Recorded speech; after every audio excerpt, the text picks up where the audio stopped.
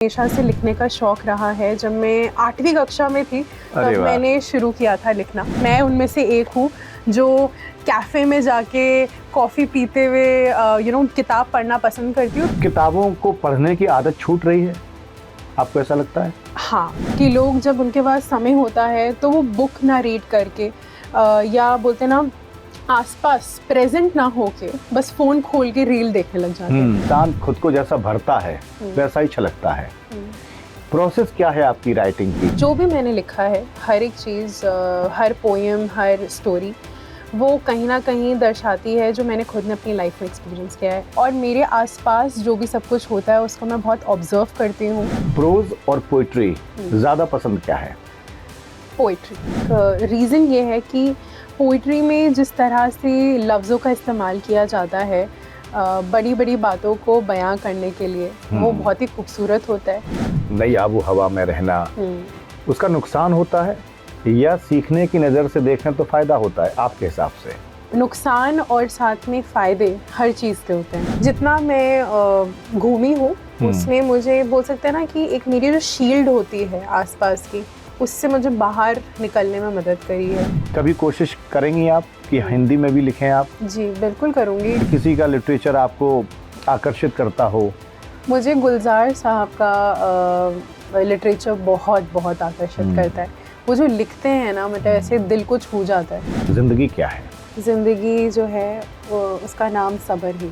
संतुष्टि का पैमाना क्या है आपके हिसाब से? डीप क्वेश्चन है आपका। रात को जब आप सो तो नींद जो है वो सुकून की आनी चाहिए। गलतियों से सबक लेती हैं? हाँ बिल्कुल। जिंदगी को हमने दी है नौकरी दिन रात की, और सुकून हमको किसी इतवार जैसा चाहिए। बैलेंस हम मेंटेन करना भूल जाते हैं क्योंकि हमारा पूरे टाइम जो बोलते हैं ना फोकस जो होता है वो रहता है कमाना कमाना कमाना कमाना कमाना।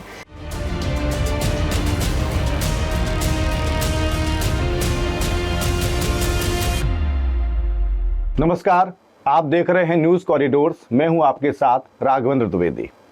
एक शेर में शुरुआत में पढ़ना चाहूँगा। वो लोग खुश नसीब हैं दुनिया की भीड़ में, वो लोग खुश नसीब हैं दुनिया की भीड़ में, जिनको कलम दवात किताबों से इश्क है। यकीन मानिए, ऐसा कोई गेस्ट जब भी हमारे साथ होता है स्टूडियो में जिसको वाकई कलम दवात और किताबों से इश्क होता है, तो मुझे निजी तौर पे बेहद खुशी होती है। आज हमारे साथ एक यंग राइटर, यूथ राइटर हैं, और लावण्या माथुर उनका नाम है। नई किताब यानी एक अभी हाल ही में उनकी किताब आई है, और पहली किताब है। पहली किताब का एक चार्म होता है, एक क्रेज़ होता है। हम बात करेंगे लावण्या से। लावण्या, बहुत स्वागत है स्टूडियो में आपका। अपनी किताब के बारे में आप कुछ बताइए मुझे। जी बिल्कुल। सबसे पहले मैं आपको धन्यवाद करना चाहूँगी। आपको मेरी किताब अच्छी लगी, मुझे बहुत अच्छा लगा। और मेरी किताब जो है इसका नाम है बीनीथ द सरफेस। जी। बीनीथ द सरफेस, जैसे ये अंग्रेज़ी का बोलते हैं कि एक लाइन है जिसका मतलब है ऊपरी बातों से उभर कर अंदरूनी जो बातें होती हैं उनके बारे में सोचना। जो भी मैंने लिखा है उससे बहुत ज़्यादा रेजोनेट करती हूँ। मैं बिल्कुल बिलीव करती हूँ, मानती हूँ उन चीज़ों में। और क्योंकि मुझे हमेशा से लिखने का शौक रहा है, जब मैं 8वीं कक्षा में थी तब मैंने शुरू किया था लिखना। पहले एक आता था allpoetry.com करके, वहाँ पे मैंने फ्री लिखना शुरू किया पोएम्स, और धीरे धीरे करके उसमें रिकग्निशन मिला। फिर मुझे थोड़ी हिम्मत आई कि मैं खुद का अपना वर्डप्रेस की वेबसाइट स्टार्ट करती हूँ। मैंने अपनी डोमेन परचेज करी है, स्टार्टेड राइटिंग। वहाँ पे भी मुझे ग्लोबल प्रेजेंस में अट्रैक्शन मिला, लोगों ने एक्सेप्ट किया, और उससे मुझे हिम्मत आई कि मैं खुद की एक किताब लिख सकती हूँ। तो जो भी मैंने लिखा है, ये मेरे इतने जितने भी साल मैंने लिखना शुरू किया है उसका एक क्यूमुलेशन है।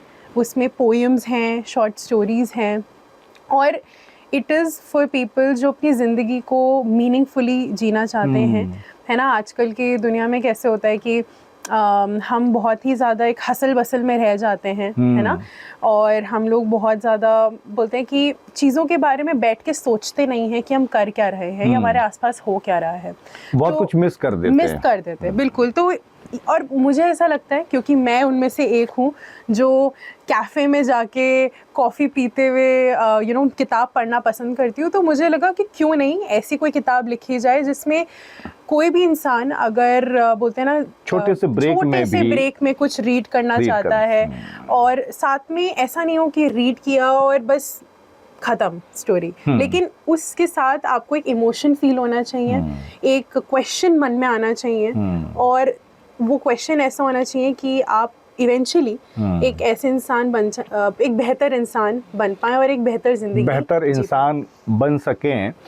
बड़ा अच्छा पॉइंट रेज किया आपने। आजकल की जनरेशन जो है वो रील्स देखने में टाइम स्पेंड करती है, सोशल मीडिया पर बहुत ज़्यादा टाइम खर्च करती है अपना। किताबों को पढ़ने की आदत छूट रही है, आपको ऐसा लगता है? हाँ, मुझे ऐसा लगता है कि वैसे काफ़ी मैं ऐसे लोगों को जानती हूँ जो किताब मतलब बिना किताब पढ़े नहीं रह सकते, हफ्ते हफ्ते में एक किताब ख़त्म कर देते हैं। तो I am blessed to be around people like that. लेकिन अगर हम देखें तो आजकल की जनरेशन में सोशल मीडिया जो है उसका इतना ज़्यादा इम्पैक्ट आ गया है कि लोग जब उनके पास समय होता है तो वो बुक ना रीड करके या बोलते ना आसपास प्रेजेंट ना होके बस फ़ोन खोल के रील देखने लग जाते हैं। मैं ऐसा नहीं बोलती मैं उनमें से एक नहीं हूँ, मैं भी हूँ ऐसी जो पहले बहुत रील्स देखती थी। एक वक्त आया था जब मैं बहुत ज़्यादा ही सोशल मीडिया पे एडिक्ट होने लग गई थी, एंड फिर मैंने उसको कम्प्लीटली छोड़ दिया। मैंने सोशल मीडिया भी कट ऑफ कर दिया, मैंने सब कुछ बंद कर दिया। दूसरी बात ये भी है कि सोशल मीडिया से आपको अच्छा कंटेंट मिल रहा है। अगर गुलजार साहब की पोइट्री अगर कोई पब्लिश कर रहा है, कोई सोशल मीडिया पर पोस्ट डाल रहा है, जॉन एलिया साहब का कोई कलाम है, कहीं से आपको सीख मिल रही हो तब तो ठीक है।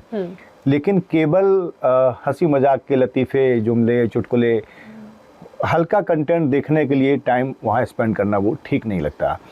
एक बात मैं जानना चाहूँगा कि कहा जाता है ना, इंसान खुद को जैसा भरता है वैसा ही छलकता है। प्रोसेस क्या है आपकी राइटिंग की? क्योंकि किताब आपकी पहली अब बाहर आई है, लेकिन आपने अंदर बहुत सारा कंटेंट एक्सेप्ट किया होगा, सीखा होगा। लर्निंग प्रोसेस और उसके बाद आप जो राइटिंग प्रोसेस क्या होती है? जी, पहले तो मैं आपको बताना चाहूँगी लर्निंग प्रोसेस के बारे में, है ना।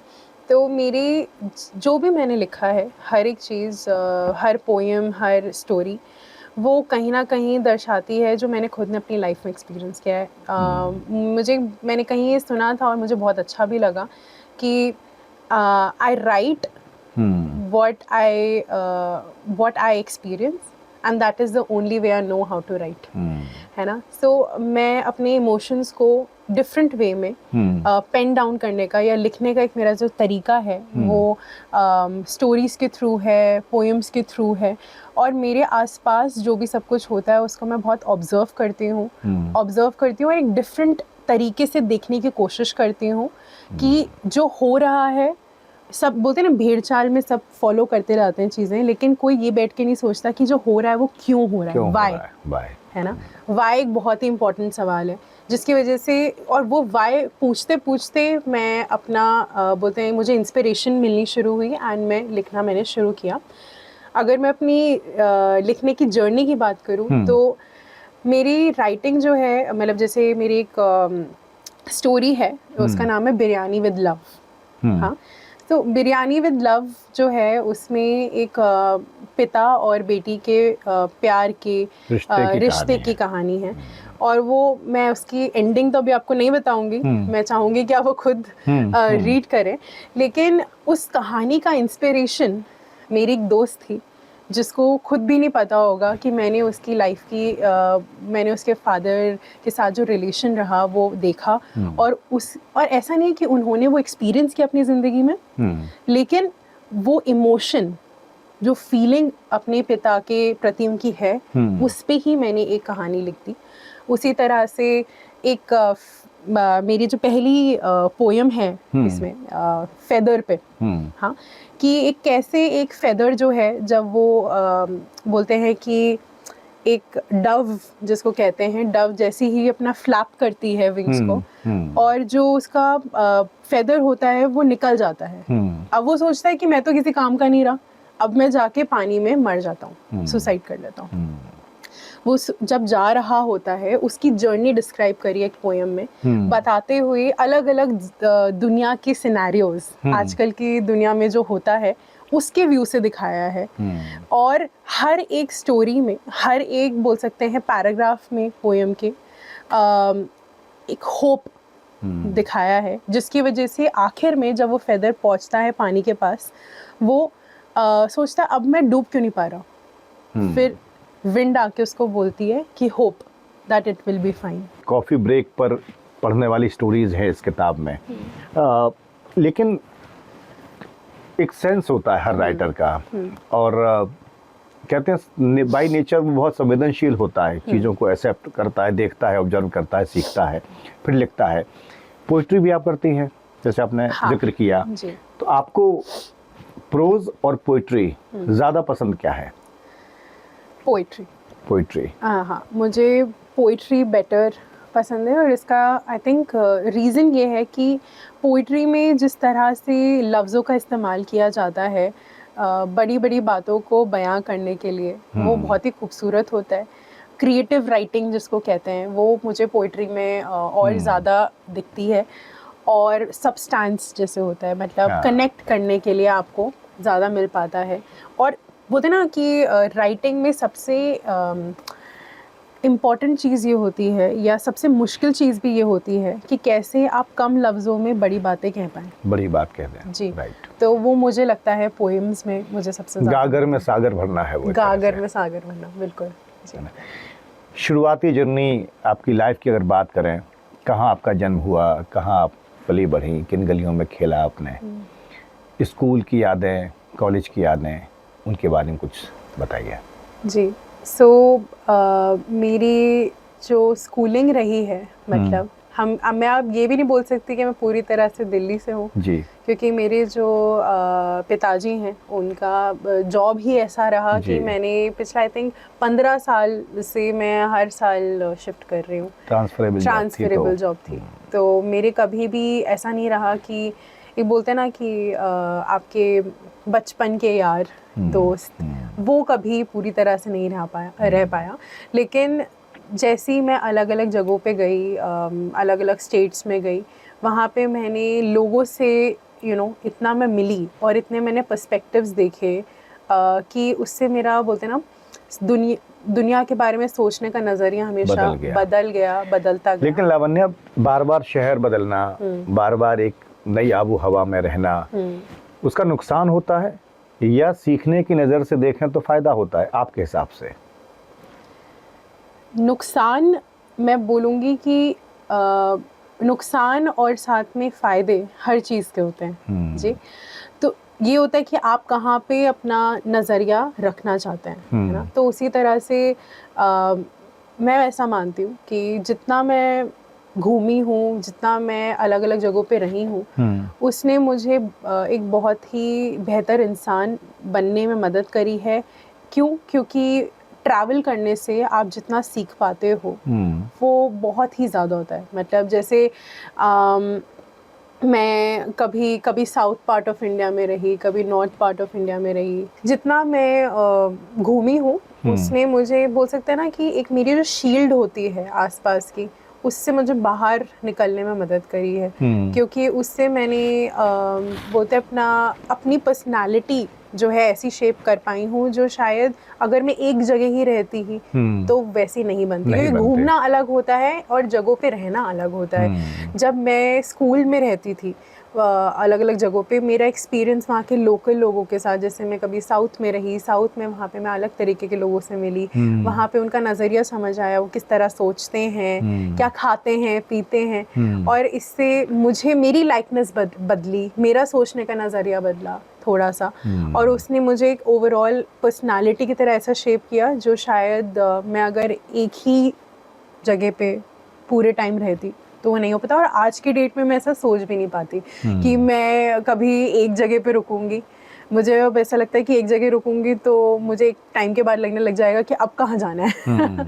इतनी आदत हो गई है। अच्छा, एक चीज़ बताइए कि जैसे आपने कहा कि पोइट्री आपको ज़्यादा पसंद है प्रोज के बनस्पत, एक सवाल ये है कि अब अगली किताब पर क्या आपने काम शुरू किया है या अभी थोड़ा इंतज़ार करके आप चाहते हैं कि और बेहतर तरीके से हम लाएं, उसमें कुछ समय लग जाए बेशक, वो अलग बात है। तो अगली किताब प्रोज की होगी या पोएट्री की होगी? अगली किताब जो है मेरी, वो मैंने बहुत पहले से सोची हुई है। मतलब ये जो मेरी किताब है ये मेरे लिए बहुत पर्सनल है, क्योंकि ये मैंने थ्रू आउट माई लाइफ इनको लिखा है रियल चीज़ों से इंस्पायर होके। जो मेरी अगली किताब है वो इसलिए मेरे लिए इम्पॉर्टेंट है क्योंकि मैं एज अ पर्सन हमेशा लोगों से I like to listen to their experiences. मुझे उनके एक्सपीरियंसेस सुनने में बहुत मज़ा आते हैं और कुछ ना कुछ हमेशा सीखने को मिल जाता है। तो अब मेरी जो किताब होगी, it will B accumulation of stories of different people, ordinary people and their life. Hindi आप अच्छा बोलते हैं जी, और इंग्लिश में आपने किताब लिखी। हाँ।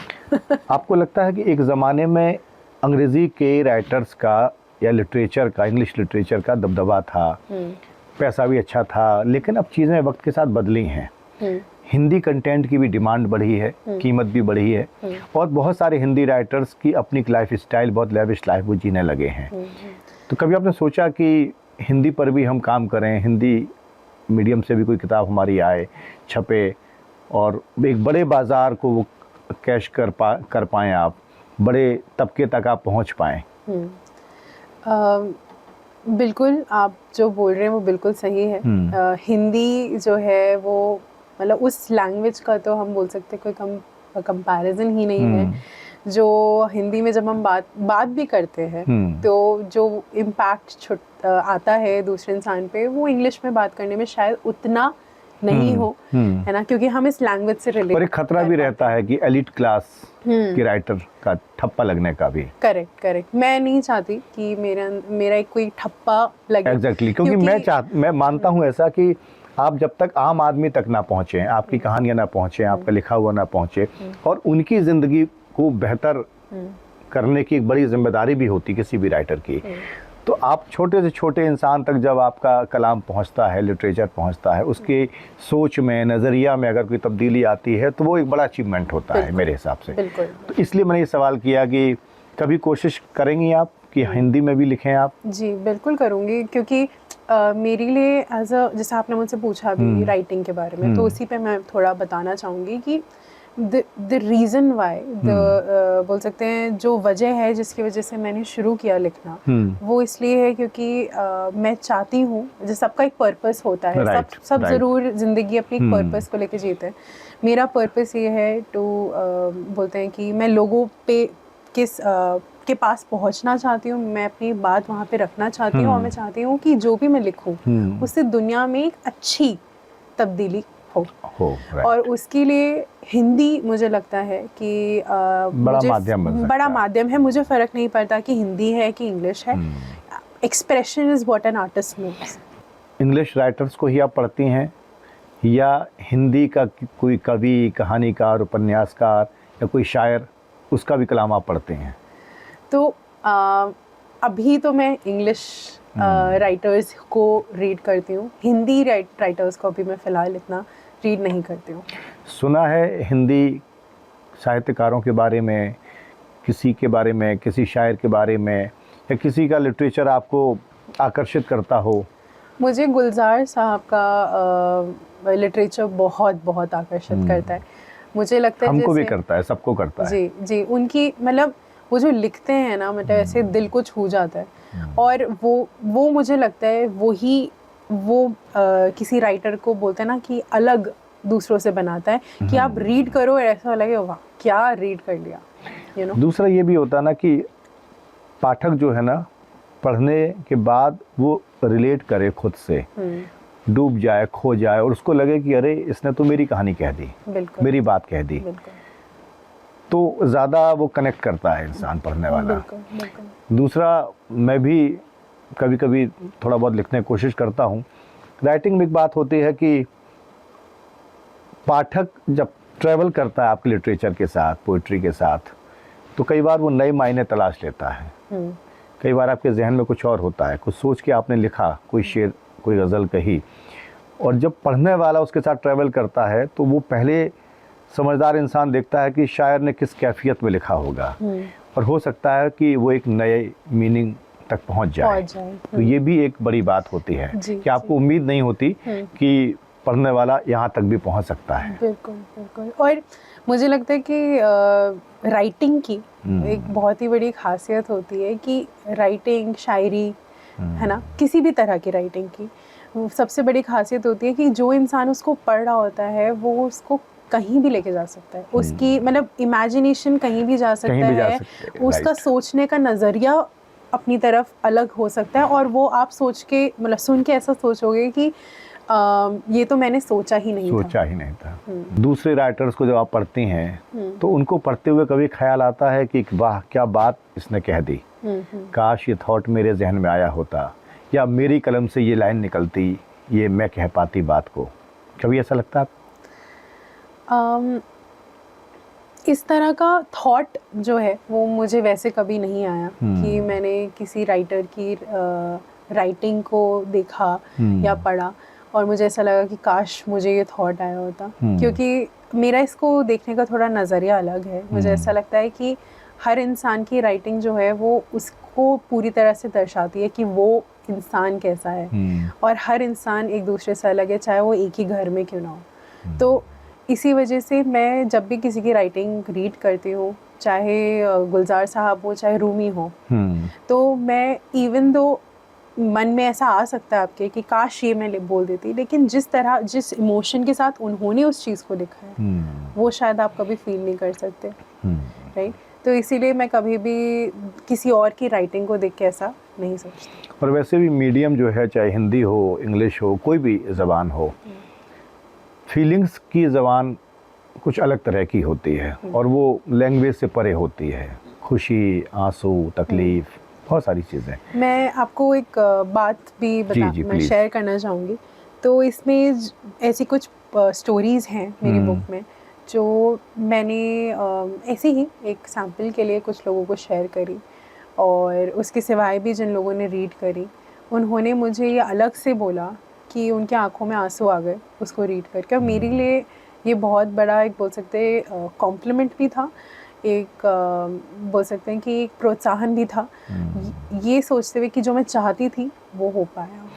क्योंकि मैं आपकी किताब को मैंने पढ़ा और मेरे जहन में एक बात आ रही थी। देखिए, कई बार इंसान बहुत एक मैच्योरिटी के साथ जब लिखता है, बोलता है एक उम्र के बाद, तो पढ़ने वाला भी एक अलग सतह पर जाके उसको पढ़ता है, समझता है। एक होता है कि कच्चा मन, बाल मन, यंग एज, और यंगस्टर्स की जो समस्याएं हैं आप देखती होंगी आसपास, पेन डाउन करती हैं, लिखती हैं, कनेक्ट करने की कोशिश करती होंगी। तो कई बार होता है ना कि जो आप समझ सकती हैं उनकी समस्याएं, वो एक बहुत बड़ी उम्र का राइटर वो कई बार नहीं देख पाता, नहीं समझ पाता, एक कनेक्शन नहीं होता, उस तरह का बिल्डअप हो पाता है। आप घूमती हैं, बहुत सारी जगहों पे जाती हैं, कोई एक्सपीरियंस आपको मिला हो और आपको एक तरह से झकझोर दिया हो उस अनुभव ने, एक बतौर राइटर वो बेचैन हो गया हो आपके अंदर का लेखक, राइटर, और आपको लगा कि नहीं, इसको मैं बहुत अच्छी तरह से दुनिया के सामने लाऊंगी और शायद और जो लोग हैं उनकी लाइफ पे बहुत पॉजिटिव इम्पैक्ट हो। बिल्कुल। तो एक एक्चुअली एक स्टोरी ही है मेरी बुक में, और सर मेरी राइटिंग में एक चीज़ रहती है हमेशा कि क्योंकि मैंने आपको बताया मैं चीज़ें आसपास की ऑब्ज़र्व करती हूँ, और मुझे लगता है राइटर होना खुद ही में इट्स लाइक अ जॉब, मतलब आप 24/7 जॉब, क्योंकि आप कभी भी लेखक बनना छुटता नहीं है। आप कभी भी कहीं भी जाते हैं तो आप अपना चाहे फ़ोन, पेपर, पेन, जो भी, उसमें कुछ ना कुछ लिखते रहते हैं 24/7 है ना। तो उसी तरह से कोविड के टाइम की बात है, मैं वाराणसी में रहती थी। अब वाराणसी में आपको पता है कि जैसे कोविड के टाइम पे सिर्फ वाराणसी नहीं, हमारे देश में क्या हालत हो रही थी उस टाइम पे, मार्च का समय था शायद, और हम लोग हाईवे की तरफ से जा रहे थे। अब हाईवे की तरफ से जा रहे थे, वहाँ पे जो खेत थे उधर हम लोग थोड़ी सी देर के लिए रुके बीच में, और मैं फ़ोटोज़ ले रही थी, बहुत ही खूबसूरत लग रहा था वो खेत का एरिया, मेरे लिए वो बहुत खूबसूरत जगह थी। मैं फ़ोटो ले रही थी, मैंने वहाँ पे एक लेडी को देखा, वो वहाँ पे फार्म लैंड्स में थी, और वो एग्रीकल्चर का काम कर रही थी और वहाँ पे 2 बच्चे भी थे उनके साथ। अच्छा। हाँ, मैंने वो पिक्चर ली। अब वो पिक्चर लेने के बाद मेरे मन में तो ऐसा है, वो कितनी प्यारी फोटो है। मैं यूजुअली अच्छी ऐसी आसपास फोटोज लेके उनका ऐसे एक थॉट बना के या उसके हिसाब से कैप्शन भी लिखती हूँ, अपने इंस्टाग्राम पे लिखती थी। तो मैंने पिक्चर ली। अब मैंने वो पिक्चर जब ली, मैं वापस अपनी आराम से कंफर्टेबल सीट पे बैठ गई, एसी चल रहा था गाड़ी में, सब कुछ आराम से। फिर मैंने उस फोटो को थोड़ा जूम किया। अब मैंने जब उस फोटो को जूम किया तो मैंने वहाँ पे देखा कि वो जो लेडी है उनकी ऐसी हालत थी कि उनके हाथ जो थे बिल्कुल बोल सकते हैं कि उसमें हल्का सा खून मुझे ऐसा दिख रहा था। ऐसा लग रहा था जैसे उनके हाथ में चोट लग गई है उनको। और वो जो बच्चे थे उनके हाथ में 2 बोरियां थी और वो बोरियों में शायद गेहूं ही रहे होंगे क्योंकि वो गेहूं की ही पूरी फील्ड थी। वो अपनी माँ की तरफ देख रहे थे और उनकी माँ उनकी तरफ देख के हंस रही थी। बस वो चीज़ मुझे इतनी फील हुई उस टाइम पे, क्योंकि मैं वहाँ पे बोल सकते हैं उस गाड़ी में बैठ के, तब भी मेरे मन में कंप्लेन थी कुछ चीज़ों को लेके। मन में मेरे ऐसे था कि अरे यार ये कर लेते वो कर लेते, मतलब बहुत आप कभी ऐसे ग्रेटफुल नहीं हो पाते जो आपके पास है उसको लेके। बहुत चीज़ें दिमाग में चलती रहती है लोगों के, खासकर आजकल के दौर में। तो मेरे भी मन में चल रहा था। और मैंने जब वो फोटो देखी, मैं इतना फील किया मैंने उस चीज़ को कि वो मदर अपने बच्चे के लिए बोलते हैं ना कि उनके बच्चों को ये ना लगे कि मतलब हमारी माँ हमारे लिए वो कर नहीं पाएंगे जो शायद हम अपनी उम्मीद भरी आंखों से देख रहे हैं उनकी तरफ। और वो इमोशन मुझे इतना फील हुआ कि मैंने उस पर बोल सकते हैं एक कहानी लिख डाली, और वो भी इसमें मेरी बुक में भी है। और इसका एक मैसेज जो है वो ये है कि हम जब हमारे पास बोलते हैं ना, हम इतनी चीज़ों को लेके कंप्लेन कर रहे होते हैं, तब हमें ये सोचना चाहिए कि कोई इंसान हो सकता है कि फटा हुआ दूध पी के भी खुश हो, क्योंकि उनकी आँखों में एक बोलते हैं ना स्माइल थी। उनकी आँखों में स्माइल होना क्या होता है, जैसे चमक थी। और उनके बच्चे जो थे वो भी उनकी तरफ उम्मीद से देख रहे थे उस पिक्चर में, और वो बस कैप्चर हो गया पता नहीं कैसे। और मैंने तो उस फोटो को ऐसे सोचा मेरे लिए इंस्टाग्राम पोस्ट, लेकिन वो उनकी रियलिटी थी उनकी लाइफ की, जो हम उस गाड़ी में बैठ के, उस एसी की गाड़ी में बैठ के मैं उस तरफ देख ही नहीं पाई। रियलाइज किया और आपके दिल तक बात पहुंची। और उसके बाद मैं आपको बताऊं, उसके बाद मेरे लिए वो बोलते थे वो हाईवे जहाँ मैं थी, वो हाईवे वो सेम नहीं रहा, क्योंकि तब मैंने नोटिस करना शुरू किया अपने आसपास कि वहाँ पे लोग नंगे पैर भी चल के जा रहे थे। आपको पता है किस तरह की स्थिति थी, लोग नंगे पैर इतनी गर्मी में चल के दूसरी तरफ जा रहे हैं। मैं वो नोटिस करने लग गई। मैंने आसपास जो खेत थे वो मतलब मेरे, कैसे बताऊँ मैं आपको, ऑपोजिट डायरेक्शन में सब चल रहा था मेरे। ऐसा मुझे फील हो रहा था जैसे कि मेरी ज़िंदगी कितनी अलग है उनकी ज़िंदगी से, और मेरे पास सब होके भी नहीं है क्योंकि मैं उसको लेके ग्रेटफुल नहीं हूँ, लेकिन उनके पास नहीं है तब भी वो इतने खुश हैं। तो बोल सकते हैं कि इतना मुझे उस टाइम पे फील हुआ। एंड फिर मैंने ग्रेटफुल होना शुरू किया बहुत ही कॉन्शियसली अपनी लाइफ को लेकर। क्या है आपके पास और क्या नहीं है, उससे बड़ा एक सवाल ये है कि आप खुश कितना हैं। हो सकता बहुत सारे लोगों के पास बहुत दौलत हो, और होती भी है, और वो खुश नहीं रह पाते। कई बार तंगी में लाइफ गुजरती है, ज़िंदगी गुजरती है, लेकिन हमने देखा बहुत सारे लोग खुश रहते हैं। तो आपको लगता है कि खुशी और दौलत का रिश्ता, सीधा रिश्ता कोई नहीं है? अति किसी चीज़ की अच्छी नहीं होती, और जो आपके हाथ में होता है उसको संभालना आना चाहिए, ऐसा मैं मानती हूँ। अगर आपके पास, मैं ये नहीं बोलती कि दौलत या पैसे ज़रूरी नहीं है, नहीं, बिल्कुल ज़रूरी है ज़िंदगी में। मतलब बोलते हैं ना कि अपनी ज़रूरतों को पूरा करने के लिए ज़रूरी है ना। कभी कभी खुशी आप हासिल करना चाहते हो, उसके लिए भी आपको पैसों की ज़रूरत होती है, कुछ चीज़ आपको करनी है उसके लिए।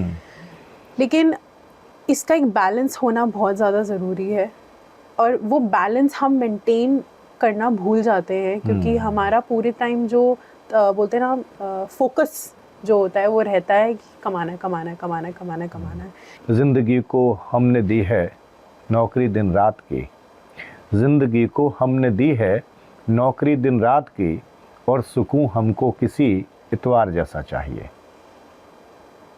तो यहाँ दिक्कत आती लोगों के साथ, सुकून इतवार की तरह चाहिए और 24/7 आपने अपनी लाइफ को काम पे लगा रखा है।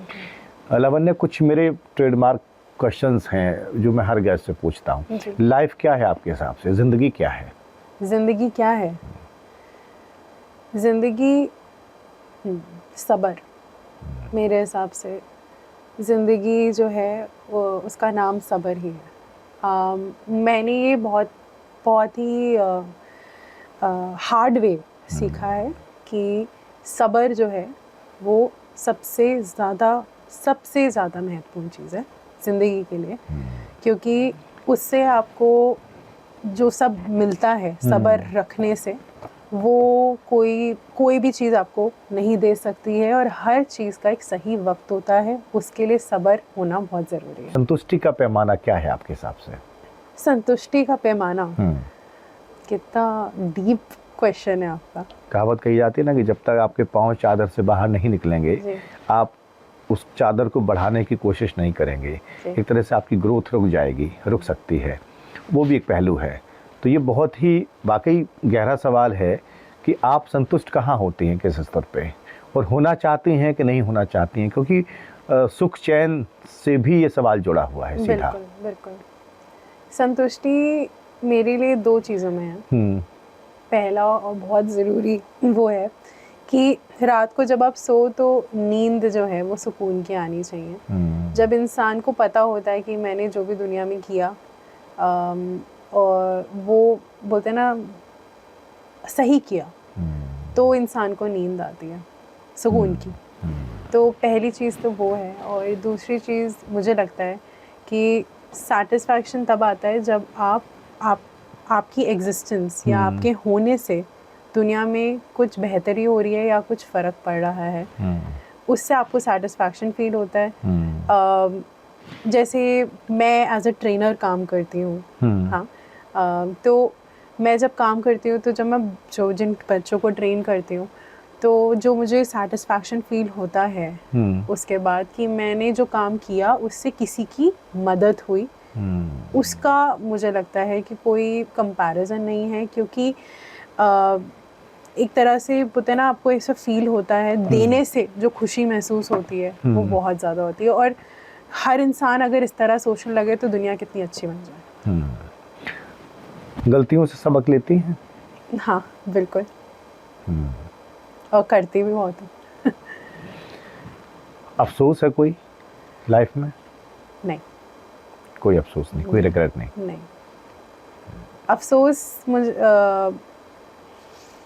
अफसोस एक वक्त तक बोल सकते हैं कि मुझे ऐसा लगता था कि मुझे रिग्रेट कुछ चीज़ों का फील होता था, बट जब से मुझे सब्र आया, जैसे मैंने आपको बोला पेशेंस, तो मुझे समझ आया हर चीज़ जो होती है, मेरी दादी कहा करती थी कि हर चीज़ अपने वक्त पे हो जाएगी, दुखी मत हो, परेशान मत हो, और हमेशा खुश रहो। जो सामने दिखे उसमें अपना 100% करो और आगे बढ़ो। जो तुम्हारे लिए लिखा है वो तुमसे कभी कोई छीन नहीं सकता। और उस चीज़ से मुझे ऐसा लगता है कि मेरे अंदर रिग्रेट जो है वो पूरी तरह चला गया, क्योंकि जो भी हुआ, अगर आप देखें मेरी ज़िंदगी में या आप किसी की भी ज़िंदगी में कुछ भी होता है तो आप उससे कुछ ना कुछ सीख लेते हैं, लेकिन सबसे बड़ी चीज़ उसमें ये होती है सीखने का एक इंटेंशन होना चाहिए कि मैं इससे सीख के बेहतर बनूं, अच्छा बनूं। अगर वो चीज़ आपके होती जाए और आप उसे ना सीखें तो फिर तो वो बेवकूफ़ी होती है। सीखने की भूख बहुत ज़रूरी है, बहुत ज़रूरी है। एक स्टोरी किसी ने मुझे सुनाई थी, बड़ा गहरा उसका मैसेज था कि टीचर एक क्लास में गए, पहली क्लास थी, बच्चों के साथ तारुफ हुआ, परिचय हुआ, तो उन्होंने बच्चों से नाम पूछा, अपना परिचय दिया टीचर ने, और उसके बाद कहा कि बच्चों मैं आपको कुछ सिखा नहीं सकता, लेकिन आप चाहें तो मुझसे बहुत कुछ सीख सकते हैं। तो सब मायने वही थे जो आप कह रहे हैं। आगे जैसे आप ट्रेनर भी हैं और राइटिंग का तो पैशन है, जुनून है आपके अंदर। करियर के तौर पे आप राइटिंग को कैसे देख रही हैं? तो राइटिंग एक ऐसी चीज़ है जो मेरे लिए बहुत पर्सनल मतलब है। इसने मुझे ऐसे ऐसे ज़िंदगी में ऐसे ऐसे बोल सकते हैं स्थितियाँ आई हैं जिनसे निकाला है और मुझे खुद से मिलाने में मदद करी है और सच में मदद करी है। तो राइटिंग तो मैं कभी छोड़ूंगी नहीं और अब मैं बुक राइटिंग में ही अपना करियर बोल सकते हैं आगे बनाना चाहती हूँ एज एन ऑथर। और उसी के लिए क्योंकि मुझे ऐसा लगता है कि जो बुक की बोलते हैं ना इंटीमेसी जिसको हम कहते हैं या जो आपको नज़दीकी महसूस होती है जो बुक से होती है वो आपको कोई ब्लॉग कोई बोलते हैं ना इंटरनेट पे आप कहीं पे भी कुछ भी रीड कर रहे हो उसमें वो महसूस नहीं होती। जब तक मैं इस बुक को अपने हाथ में लेके फील ना करूं, जब तक मैं इसके पन्नों को बोलते हैं ना सूंघूं नहीं। जाहिर किताब की खुशबू होती है, हर किताब की खुशबू होती है। बिल्कुल वो जो खुशबू होती है और जब बोलते हैं ना मेरी जो बुक शेल्फ है उसमें भी मैं वहाँ रखूँ कि हाँ ये मेरी किताब है, ये इस ऑथर की किताब है। वो कनेक्शन जो आपको फील होता है वो बुक से ही होता है। सो इसी वजह से मैं ऑनलाइन प्लेटफॉर्म पर वो चीज़ मिसिंग होती है। बिल्कुल होती है। ब्रैकेट तोड़े हैं कई बार आपने, अपने दायरों को तोड़ा है? अपने दायरों को जी बिल्कुल। मैं बोल सकती हूँ कि जब मैं विदेश गई थी तो वहाँ पे मैंने अपने आप को बहुत चैलेंज किया। One of the first times था जब मैं बिना अपने पेरेंट्स के रह रही थी और वहाँ पे मैंने आई थिंक पहला तो मतलब काम करना साथ में पढ़ाई करना जैसे विदेश में बच्चे करते हैं वो सब करना। उसके बाद फिर मैंने बोल सकते हैं जर्नी ली और मैं गई वैंकूवर आइलैंड्स। वैंकूवर आइलैंड्स एक ऐसे और वहाँ पे मेरे शायद फैमिली में कोई कभी गया भी नहीं होगा। दुनिया का एक छोर अलग ही जगह। वहाँ पे हिंदुस्तानी भी बहुत बहुत कम। और मैं वहाँ पे जिस तरह से मैंने वहाँ पे लाइफ लीड करी जितने भी समय मेरा वहाँ पे टाइम रहा मुझे बहुत ज़्यादा स्ट्रॉन्ग बनाया है उन बोल सकते हैं उन एक्सपीरियंसेस ने। और उससे मैंने सीखा इवन लोगों को परख पाना और मुझे एक सेंस दी कि कैसे आप लोगों से डील करते हैं और साथ में आप अपनी ज़िंदगी को कैसे समेट के रख सकते हैं। अपने आप बोलते हैं अपने साथ रहना सीखा मैंने जब मैं अकेले वहाँ पे रहती थी। तो हाँ मैं बोल सकती हूँ कि मैंने एक ऐसा बोल्ड मूव लिया क्योंकि मेरी फैमिली में किसी ने नहीं सोचा था कि मैं ऐसे विदेश में जाके भी मेरी वहाँ पे फैमिली भी है बट मैं अकेले कहीं और ही निकल जाऊंगी। क्यों? क्योंकि मैं खुद की तलाश करना चाहती थी। बहुत बहुत शुक्रिया लावण्या। और मुझे खुशी है लावण्या जी आज हमारे साथ स्टूडियो में हैं। बड़ी दिलचस्प बातें हुई हमारी और मैं शुभकामनाएं देता हूं इनको कि उनकी जल्द किताब फिर से आए और मुझे उम्मीद है कि जो पोइट्री किताब जिसके वो जिक्र कर रही थी वो आएगी तो प्रोज से और बेहतर आएगी और हम सबको पढ़ने को मिलेगी और यकीनन इनकी पोइट्री से भी हम सब काफ़ी सीखेंगे। इस कार्यक्रम में फ़िलहाल इतना ही। नमस्कार।